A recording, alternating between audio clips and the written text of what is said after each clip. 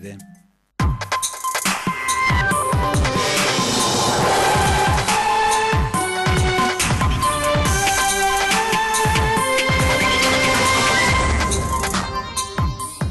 le mani dai bambini e dalla scuola, l'attacco del sindacato e del PD alla regione che chiede agli stranieri non comunitari un certificato dal paese di provenienza. A difendere la richiesta proprio l'assessore regionale all'istruzione Elena Donazzan, nessun razzismo, il Veneto applica una legge regionale in materia di erogazione. A Scorzè si ribella al blocco dei diesel Euro 3 previsto dall'accordo tra le 4 regioni della pianura padana. Il comune annuncia qui da noi nessun blocco. Volevano rapinare il vivaio, ma il proprietario, dopo averli smascherati, li ha inseguiti e messi in fuga. L'episodio il 22 novembre scorso, oggi la denuncia per 3 sinti. Elezioni 2020 al voto Comune di Venezia, Regione Veneto ed in casa Lega clima da resa dei conti interna riguardo l'alleanza con il sindaco Brugnaro.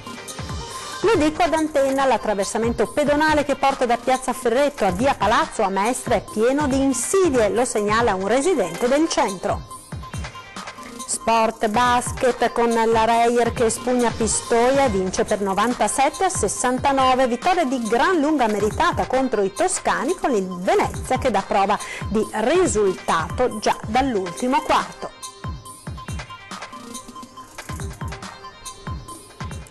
Ben ritrovati con l'edizione veneziana dei nostri telegiornali, la questione del bonus libri in primo piano con lo scontro dell'opposizione con la Regione del Veneto sulla richiesta di contributi da parte delle famiglie straniere per i testi scolastici. La Giunta replica una legge nazionale. Nel primo servizio l'attacco del PD e dei sindacati. Sentiamo. Per ottenere il contributo regionale sull'acquisto dei testi scolastici in Veneto, i cittadini non comunitari devono presentare, oltre alla certificazione ISEE, un documento sul possesso di immobili o percezione di redditi all'estero rilasciato dalle autorità del paese di provenienza. Questo è scritto nelle istruzioni per il richiedente nel sito della Regione, con termine di presentazione per le domande entro il 15 ottobre alle 12. La norma, come fa notare in una mozione alla Giunta il gruppo del Partito Democratico, non è però presente né nella delibera di Giunta né nel bando per la concessione dei contributi. L'erogazione del buono libro si tratta di 300-400 euro se lo studente frequenta le superiori, ripeto sono 26.000 alla fine quelle domande che sono state fatte l'anno scorso, gli ex comunitari sono stati 7.000 l'anno scorso, quindi anche in proporzione appunto famiglie disagiate che hanno bisogno di questo contributo. Ma è un diritto all'istruzione che può essere compromesso da questo regolamento che non viene neppure citato nella delibera amministrativa che la Giunta approva, ma viene successivamente inserito nel momento in cui fai la domanda, devi compilare il modulo. Noi chiediamo di far chiarezza, che non saltino contributi perché non è possibile farsi dare dal consolato o dall'ambasciatore la documentazione che uno non ha beni nel proprio paese d'origine, oppure che ci sia ritardo, oppure che magari uno ha un bene nella propria terra d'origine, ma questo supera l'ISEE, e se supera l'ISEE vuol dire che non hai più diritto al contributo, cioè i comuni sono in totale confusione. Quindi noi chiediamo di fare chiarezza e di fare una norma che non discrimini. I timori che ci sia una discriminazione in atto sono forti anche da parte della CGIL, che dopo quanto accaduto a Lodi per i buoni pasto si rivolge alla Regione chiedendo di intervenire per 2 motivi. Vedere una certificazione ulteriore diversa per i soli cittadini extracomunitari è illegittimo. Tra l'altro non è nemmeno previsto dal bando che è stato approvato dalla Giunta regionale stessa. La seconda di sostanza. Non vorremmo che attraverso questa iniziativa si volesse in qualche modo alimentare l'intenzione di discriminare una quota di alunni sulla base della loro cittadinanza e della loro provenienza, perché questo sarebbe davvero intollerabile, come sta succedendo ad esempio a Lodi. Allora noi diciamo sgombriamo il campo da questa volontà, non abbiamo bisogno di alimentare divisioni e discriminazioni e soprattutto noi diciamo a tutti coloro che avessero intenzione di alimentare questo tipo di atteggiamento giù le mani dai bambini e dalla scuola. Noi siamo in Veneto, la scuola è proprio il terreno in cui in tutti questi anni si è costruito un modello avanzato e positivo di integrazione e di coesione che non può essere in alcun modo messo in discussione da atteggiamenti di questo tipo, che sono sempre inaccettabili, ma lo sono ancora di più quando sono rivolti verso dei bambini. E sulla questione interviene l'assessore all'istruzione della Regione Veneto Elena Donazzani. Il Veneto non si è inventato alcuna norma anti-immigrati, dice, si limita ad applicare la legislazione nazionale targata governo D'Alema. Sentiamo. E nello scontro politico e sociale a difendere il regolamento regionale con la richiesta agli immigrati non comunitari è proprio lei, Elena Donazzan. Nessun caso di razzismo, dice, è l'applicazione di una norma nazionale. Nessuna discriminazione, perché si tratta di una legge dello Stato che è lì dal 1999 voluta dal governo D'Alema. Noi chiediamo semplicemente che non ci sia discriminazione tra i documenti e le certificazioni che devono portare gli italiani e quelli degli stranieri.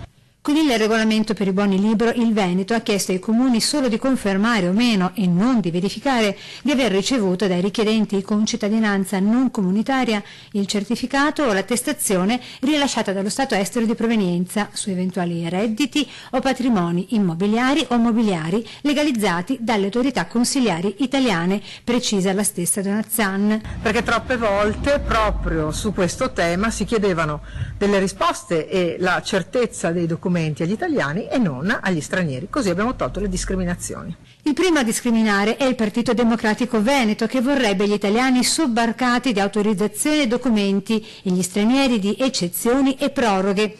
Noi sosteniamo che se c'è una legge la devono rispettare tutti, conclude così e chiude ogni tipo di polemica Silvia Rizzotto, capogruppo della lista Zaia Presidente in Consiglio regionale.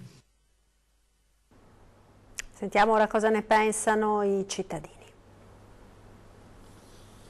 La richiesta di certificati ai cittadini stranieri in Veneto sui redditi all'estero attiene non solo al buono libri ma a tutti i sussidi di carattere economico. Lo specifica l'ANCI Veneto nella circolare inviata ai sindaci del territorio. Si cercherà di predisporre note operative, prosegue la circolare, che facilitino le funzioni di verifica dei comuni e diano certezze ai soggetti legittimamente beneficiari.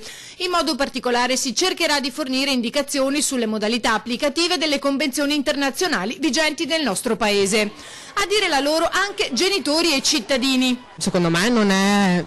poi magari hanno le loro ragioni, io non lo so, però dal mio punto di vista, per come mi è stata posta la domanda, no, non credo ci sia... Secondo lei è discriminatorio? Sì. Dovrebbe essere una cosa normale per tutti, sia per loro che per gli italiani. Dovremmo avere tutti la stessa parità. Nel momento in cui io dimostro di avere un reddito basso, italiano o straniero, siamo equiparati. Ne ho sentito parlare anche al lavoro, perché io lavoro con anche delle persone straniere e che quindi hanno figli che vanno a scuola. Ho paura di dire... Sentiva cosa dicevano, si lamentavano? Sì, devo essere onesta, sì, non erano molto d'accordo, però noi a riguardo, confrontandoci un attimo, essendo un po' a digiuno di tutto, non abbiamo avuto modo di dire la nostra, per cui mi riservo ogni opinione. Smog, il sindaco di Scorzè sfida l'accordo tra le 4 regioni della pianura padana ed aggiunge: qui da noi nessun blocco dei diesel Euro 3. Sentiamo. Continueremo a far circolare gli Euro 3 diesel a meno che non ci siano sforamenti di inquinamento, e allora lì scatteranno i divieti, perché questo sistema che è stato creato è stato vivamente consigliato dalla Regione e anche dai comuni capoluogo, è un sistema che non funziona, è vessatorio verso i cittadini. Scorzè si ribella al blocco dei diesel Euro 3 previsto dall'accordo fra le 4 regioni della pianura padana. In mattinata il sindaco Giovanni Battista Mestrinera ha firmato l'ordinanza anti-inquinamento, ma senza un divieto che non esita a definire insensato. I limiti valgono solo per i capoluoghi e comuni confinanti, ricorda. Siccome Scorzè per 1 chilometro confina col comune di Venezia, noi dovremmo vietare ai nostri cittadini di usare la propria auto, mentre Salzano, Noale, Trebaseleghe e Zarobranco no. Non ha nessun senso messa così, perché o è inquinata tutta l'area della pianura padana, come è inquinata, oppure non è inquinato nulla. È inutile dire che l'aria a Scorzè è inquinata e a Noale no, quando i dati invece dicono che l'aria è la stessa. Ancora più assurdo, obietta il sindaco, prevedere un divieto per le sole strade comunali, le uniche sulle quali le amministrazioni possono intervenire. Le limitazioni del traffico, per esempio qui davanti al municipio, non potremmo applicarle perché la strada è regionale, mentre dovremmo impedire, che so, a una coppia di persone anziane, pensionati, che ha una macchina diesel Euro 3 di venire a prendere il pane la mattina in centro del paese. Siamo una follia, non è questo il modo di procedere. Così si colpiscono le persone più povere, si arrabbia Mestriner. Sono stanco che una questione così importante come la salute dei cittadini venga trattata in modo illogico, irrazionale e superficiale. Se si vuole buttare via le Euro 3, le Euro 4, se si vuole buttare via tutto il diesel, lo Stato deve mettere sopra i soldi e consentire alla gente di cambiare macchina e di avere macchine che inquinano di meno. Se non si fa questo però non si può mettere divieti alla circolazione, perché le persone la macchina l'hanno comprata con i loro soldi e l'hanno comprata con i loro sacrifici.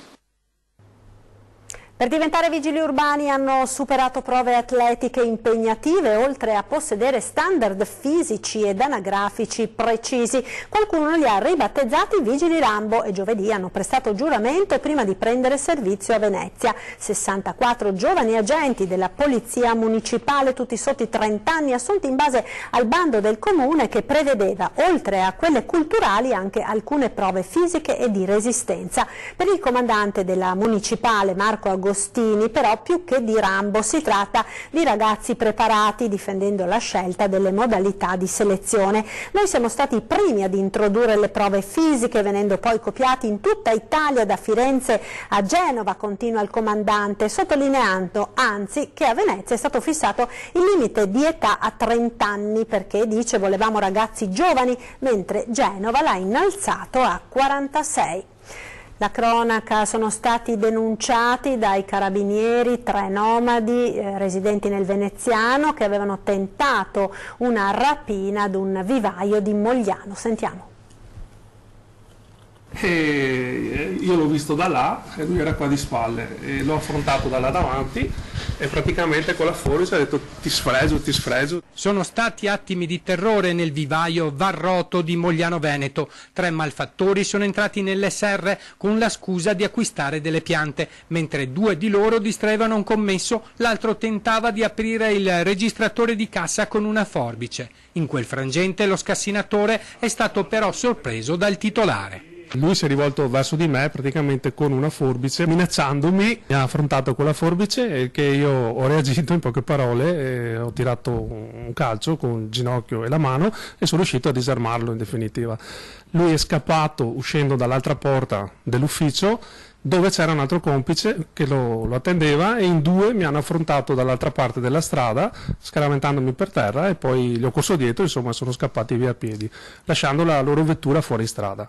Le immediate ricerche dei militari dell'Arma appena giunti sul posto hanno consentito di rinvenire nelle vicinanze del vivaio l'autovettura che i malviventi avevano abbandonato nella fretta di fuggire a piedi. Da lì gli investigatori sono riusciti a risalire all'identità degli autori che adesso sono stati segnalati alla Procura della Repubblica. Si tratta di 3 nomadi sinti di 35 e 36 anni che insieme ad un 21enne, tutti residenti in provincia di Venezia e con numerosi precedenti di polizia, sono stati denunciati a piede libero per tentata rapina. Bisognerebbe che ci fossero delle pene un po' più severe che venissero applicate. La pagina politica ora: i giochi sono già in moto per le elezioni del 2020 che vedranno contemporaneamente al voto la Regione Veneto e la città di Venezia, il Comune di Venezia. E in casa Lega il clima è da resa dei conti interna riguardo all'alleanza con il sindaco Brugnaro. Il complicato rapporto tra la Lega e il sindaco veneziano Luigi Brugnaro, all'origine della spaccatura interna del Carroccio che vede contrapporsi il vicegovernatore Gianluca Forcolini e l'ex segretario provinciale Sergio Vallotto. Per il primo un'alleanza con Brugnaro nel 2020 sarebbe auspicabile in cambio del supporto del sindaco alla ricandidatura di Luca Zaia alla presidenza del Veneto. La Lega andrà sicuramente da sola, sostiene invece Vallotto. La decisione è già stata presa e abbiamo anche il nome del candidato.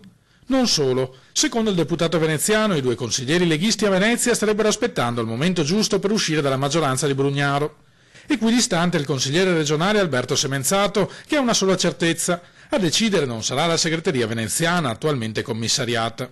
Io credo che in questo momento sia l'onorevole Vallotto che il vicepresidente Forcolini stiano parlando un po' così a titolo personale, in quanto io ho già visto nel 2015 le decisioni che aveva preso Semenzato come segretario provinciale e questo direttivo provinciale alla fine sono state disattese, perché sappiamo benissimo che Venezia è un comune, uno dei comuni più importanti d'Italia, di conseguenza non spetterà solamente al segretario provinciale futuro, ma sicuramente anche alla segreteria nazionale e alla segreteria federale prendere qualche decisione sulle alleanze. In questi anni Brugnaro si è dimostrato per la Lega un alleato inaffidabile, sostiene Semenzato, che precisa di parlare a titolo personale.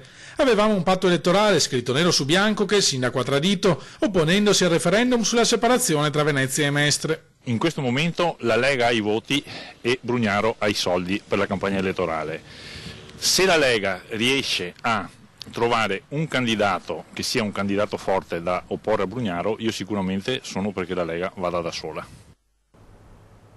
E sulla questione è intervenuto anche oggi il segretario nazionale della Liga Veneta Gian Antonio Darè. Vorrei ricordare a tutti, compreso l'assessore regionale Gianluca Forcolin, dice Darè, che le trattative per le prossime amministrative di Venezia sono in capo solo alla segreteria nazionale della Lega, e vi dirò di più: essendo Venezia capoluogo di provincia, verranno seguite esclusivamente da un tale che si chiama Matteo Salvini in qualità di segretario federale del movimento. Conclude ironicamente Darè, dovrebbero conoscerlo tutti questo Salvini. Ed ora linea alla regia per qualche istante di pubblicità, ci rivediamo tra poco.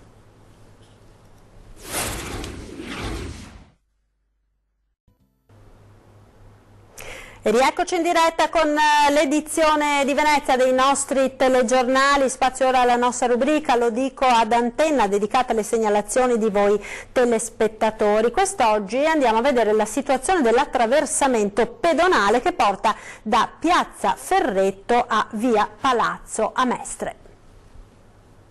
Non c'è una differenziazione fra la pavimentazione della Piazza Ferretto e Via Palazzo dal passaggio pedonale, cioè sempre sia un proseguio sia della piazza che di Via Palazzo. La segnalazione di questo mestrino arriva dopo aver notato che moltissimi pedoni non si rendono conto che lungo l'attraversamento tra Piazza Ferretto e Via Palazzo a Mestre passano auto e bus. È una strada anche se all'apparenza non sembra. Le strisce pedonali sono veramente ormai invisibili, cioè chi passa non le nota nemmeno.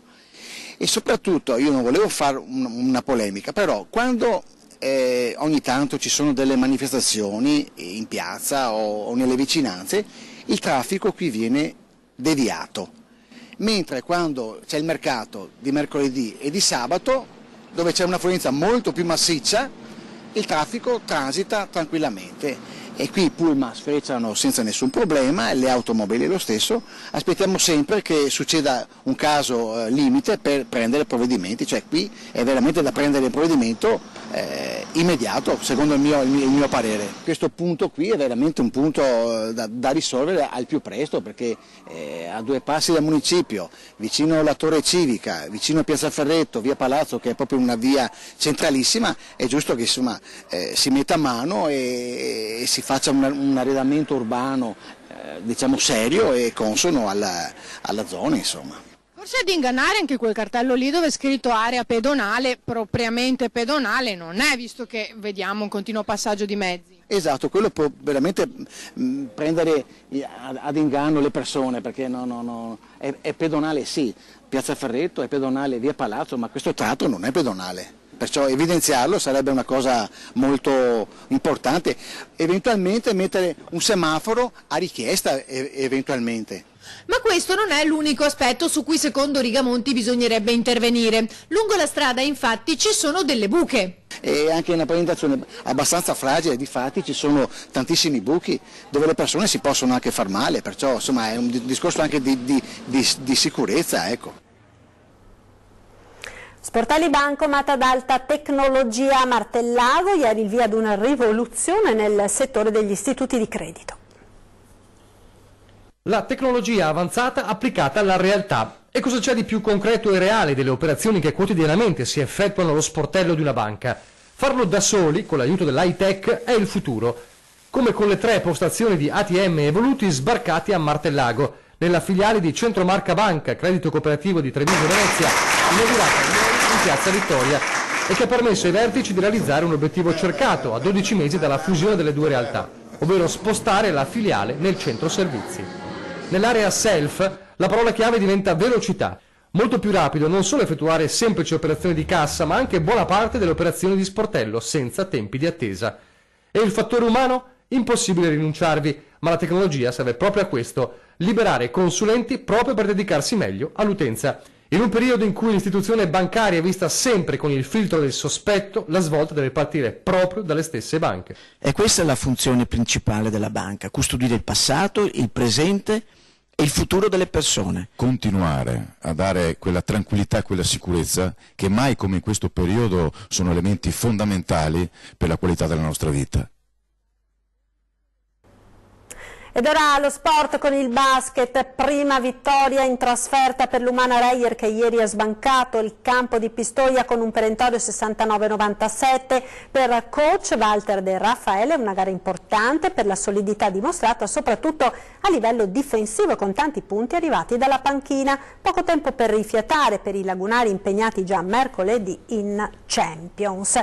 Ed ora uno sguardo alla nostra programmazione, 20:10 subito dopo i TG ospite questa sera l'assessore regionale alle infrastrutture Elisa De Berti e poi in prima serata come ogni lunedì torna Ring, giù le mani dal Veneto, il titolo della puntata in onda questa sera a partire dalle 21:15 in studio l'onorevole Sara Moretto del PD, Jacopo Berti del Movimento 5 Stelle, Roberto Ciambetti della Lega, l'imprenditore Giordano Riello. Ed è tutto per questa edizione, grazie per essere stati con noi, vi lascio in chiusura come sempre alle previsioni del tempo con il nostro meteo. Arrivederci.